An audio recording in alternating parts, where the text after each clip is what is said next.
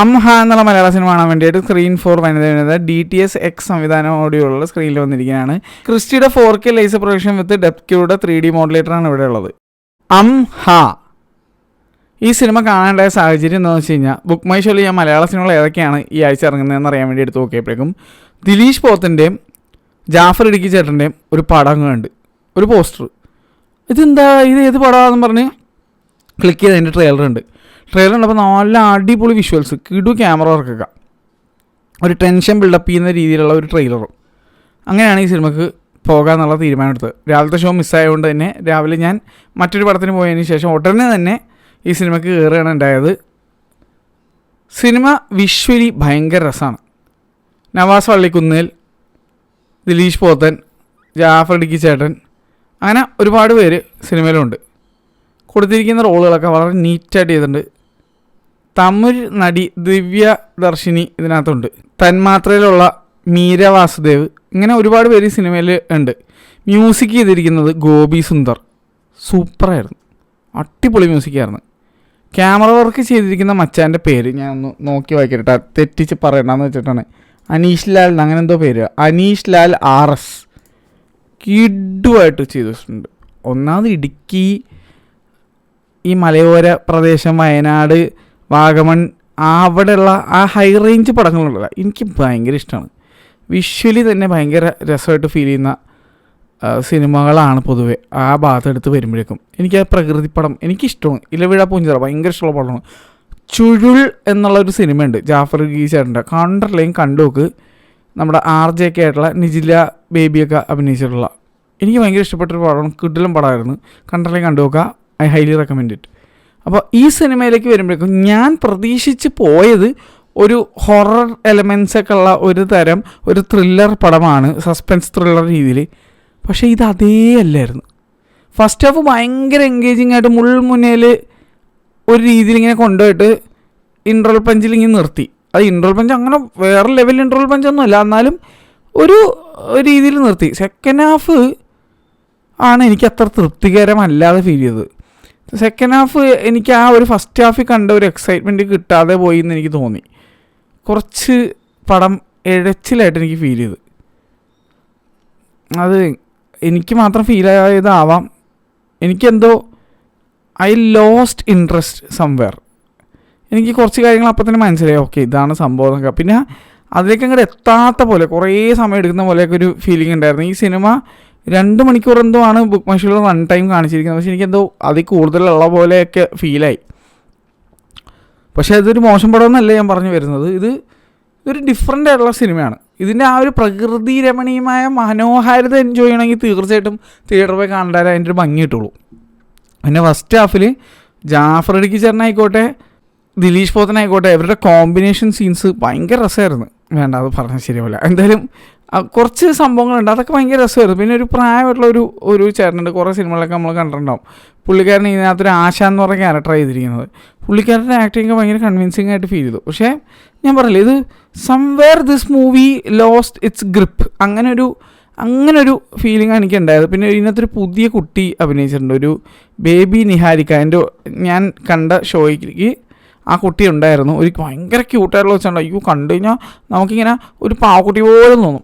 2 വയസ്സ് കഷ്ടി എന്തോ ഉള്ള ആൾക്ക്. അപ്പോൾ ആൾ ഇതിനകത്ത് ഭയങ്കര ക്യൂട്ടായിട്ട് ഒരു റോള് ചെയ്തിട്ടുണ്ട്. ആ കുട്ടിയെ സെൻറ്റർ ചെയ്തൊക്കെയാണ്, ചുറ്റിപ്പറ്റിയൊക്കെയാണ് കുറച്ച് കാര്യങ്ങളൊക്കെ. എനിക്ക് പ്ലോട്ടൊന്നും റിവീൽ ചെയ്യാൻ പറ്റില്ല. ഞാൻ പൊതുവേ സിനിമയുടെ അഭിപ്രായങ്ങൾ പറയുമ്പോൾ കഥയൊന്നും എടുത്ത് പറയാറില്ല. കാരണം എന്ന് വെച്ച് കഴിഞ്ഞാൽ അത് നിങ്ങൾ തിയേറ്ററിൽ പോയി കണ്ടാൽ മതി. കഥ കേൾക്കാനല്ലല്ലോ ഇവിടെ വരുന്നത്. സിനിമ എങ്ങനെയുണ്ട്, എനിക്ക് ഇഷ്ടപ്പെട്ടോ ഇല്ലയോ എന്നുള്ളത് അറിയാൻ വേണ്ടിയല്ലേ നിങ്ങൾ എന്തായാലും വീഡിയോസ് കാണാൻ വരുന്നതിൻ്റെ.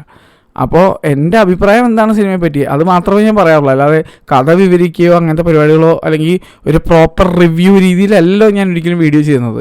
കഥ വിവരിക്കണം എന്നുണ്ടെങ്കിൽ തന്നെ ഞാൻ സ്പോയിലർ അടങ്ങിയ ഡിസ്കഷൻ എന്നുള്ള രീതിയിലല്ലേ ഞാൻ വീഡിയോ ചെയ്യാറുള്ളൂ. അപ്പോൾ ഈ സിനിമയ്ക്ക് എൻ്റെ അഭിപ്രായത്തിൽ ഞാൻ വേറെ ഒന്നും പറയുന്നില്ല. ഇത് വിഷ്വൽ മനോഹാരിതയുള്ള ഒരു പ്രകൃതി പടം തന്നെയാണ്.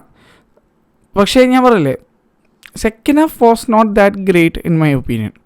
സെക്കൻഡ് ഹാഫിൽ എനിക്കിങ്ങനെ ബോറടിച്ച്, ഞാൻ അത് തുറന്നു പറയുന്നു. ഫസ്റ്റ് ഹാഫ് നല്ല രസമായിട്ട് പോയിക്കൊണ്ടിരിക്കുന്നതായിരുന്നു. അപ്പോൾ മേ ബി ഇതൊരു പുതിയ ഡയറക്ടർ ആയതുകൊണ്ടാവാം. I don't know whether he has directed any other movies before.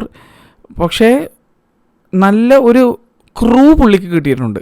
അത്യാവശ്യം നല്ല സെറ്റ് ഓഫ് കുറച്ച് ആക്ടേഴ്സ്, നല്ല ടെക്നിക്കൽ ആളുകളൊക്കെ പുള്ളിക്ക് കിട്ടി, നല്ലൊരു ക്യാമറമാനെ കിട്ടി, നല്ല രസമുള്ള സൗണ്ട് ഡിസൈനായിരുന്നു. ബൈ ദ വേ അതിനകത്ത് ഒരു പ്രത്യേക അത് ഇങ്ങനെ പറയണം, സിനിമ കണ്ടുകൊണ്ടിരിക്കുമ്പോഴല്ല, ചില ആളുകൾ മറ്റേ നമ്മുടെ പിന്നിൽ നിന്ന് സംസാരിക്കുമ്പോൾ അത് കൃത്യമായിട്ട് സൗണ്ട് ഡിസൈൻ ചെയ്ത് വെച്ചിട്ടുണ്ട്. നമുക്കിങ്ങനെ പിന്നീന്ന് ഇങ്ങനെ സൈഡിൽ നിന്നൊക്കെ മുകളിൽ നിന്നൊക്കെ എന്തൊക്കെ സൗണ്ട് വരുന്നത് അതൊക്കെ കൃത്യമായിട്ട്, ഇപ്പോൾ ഒരു കാക്ക പറഞ്ഞിട്ടുണ്ടെങ്കിൽ കറക്റ്റായിട്ട് കാക്ക പോയ റൂട്ട് നമുക്ക് കിട്ടുന്നുണ്ട്. അങ്ങനെ എനിക്കത് ഭയങ്കര ഇഷ്ടപ്പെട്ടു. അത് ഇത് അറ്റ്മോസ് ഔട്ടാണോ എന്ന് എനിക്കറിയില്ല, AB ആണോ എന്ന് എനിക്കുള്ള അറിയില്ല. നിങ്ങൾ സ്പ്രെഡ്ഷീറ്റ് എടുത്ത് നോക്കിയാൽ നിങ്ങൾക്ക് അറിയാൻ പറ്റും. പക്ഷേ ചില സീൻ, ഒരു പർട്ടിക്കുലർ സീൻ ഉണ്ടായിരുന്നു, ഞാൻ ഇങ്ങനെ ഒരു ഡിസ്കഷൻ, ഒരു 2-3 പേര് സംസാരിക്കുന്നത്, എൻ്റെ ആൾ ഇപ്പുറത്ത് താമസിക്കണം, അത് കൃത്യം ഒരു സൈഡിൽ നിന്നൊക്കെ വന്നിട്ടുണ്ടായിരുന്നു. അപ്പോൾ sound design Hoover did it was very good. ഇതൊക്കെയാണ് എനിക്ക് സിനിമയെ പറ്റി തോന്നിയത്. അപ്പോൾ അങ്ങനെ കൂടുതലൊന്നും വേറെ ഒന്നും എനിക്ക് പറയാനുമില്ല. എൻ്റെ മനസ്സിലേക്ക് ഓടി വന്നത് പെരുമാനി എന്ന് പറഞ്ഞ ഒരു സിനിമ കഴിഞ്ഞ കൊല്ലം റിലീസായിട്ടുണ്ട്. എത്ര പേര് കണ്ടിട്ടുണ്ടെന്ന് അറിയില്ല, അത് ഇതുവരെ OTT വന്നിട്ടില്ല. OTT വരുമ്പോൾ നിങ്ങളതൊന്ന് കണ്ടു നോക്കുക. It was A great movie. അതൊരു ഫ്ലാറ്റ് റേഷ്യോ മൂവിയായിരുന്നു. അത് ഞാൻ 2 തവണ കണ്ടായിരുന്നു. എനിക്ക് ഭയങ്കര ഇഷ്ടപ്പെട്ടൊരു മൂവിയാണ്. അതിനകത്ത് ഭയങ്കര വിഷ്വൽ ഒരു ഭംഗിയുണ്ടായിരുന്നു. ഒരു പ്രത്യേക ഏരിയ കാണിച്ചത് ഭയങ്കര രസമായിട്ടാണ്. അതുപോലെയുള്ള ഒരു നല്ല ക്യാൻവാസ് ഉണ്ട് ഈ സിനിമയിൽ. സിനിമയുടെ ആ കഥ സെക്കൻഡ് ഹാഫിൽ കുറച്ചും കൂടി ഒന്ന് ശ്രദ്ധിച്ച് കുറച്ചും കൂടി ട്രിമ്മൊക്കെ ചെയ്ത് കുറച്ചും കൂടി പഞ്ചിയാക്കിയിരുന്നെങ്കിൽ എന്ന് ഞാൻ ആഗ്രഹിച്ചു പോയി. അപ്പോൾ സിനിമ ഉണ്ടായിരുന്നു വെച്ചാൽ ഇറ്റ് വാസ് ഓക്കെ അങ്ങനത്തെ ഒരു വൈബാണ്. First half was really good, second half didn't come up to my expectations, അത്രേ ഉള്ളൂ. അപ്പോൾ നാളെ വേറെ വീഡിയോ ആയിട്ട് കാണാം. നാളത്തെ വീഡിയോ എന്ന് പറഞ്ഞാൽ ഇന്ന് രാത്രി ഞാൻ ഐമാക്സിൽ പോയി സിനിമ കാണുന്നതിൻ്റെയാണ്. അത് നാളെ രാവിലെ ഞാൻ ഇടുന്നുള്ളൂ, കാരണം രാത്രിത്തെ ഷോ കണ്ടിട്ടല്ലേ ഇടാൻ പറ്റുള്ളൂ. അപ്പോൾ എന്തായാലും എല്ലാവർക്കും ഒരു നല്ല ദിവസം നേരുന്നു. പിന്നെ ഐമാക്സിൽ പോയി കാണാൻ ആഗ്രഹമുള്ള ആൾക്കാരുണ്ടെങ്കിൽ ഇപ്പോൾ വേഗം ടിക്കറ്റ് ബുക്ക് ചെയ്തോ.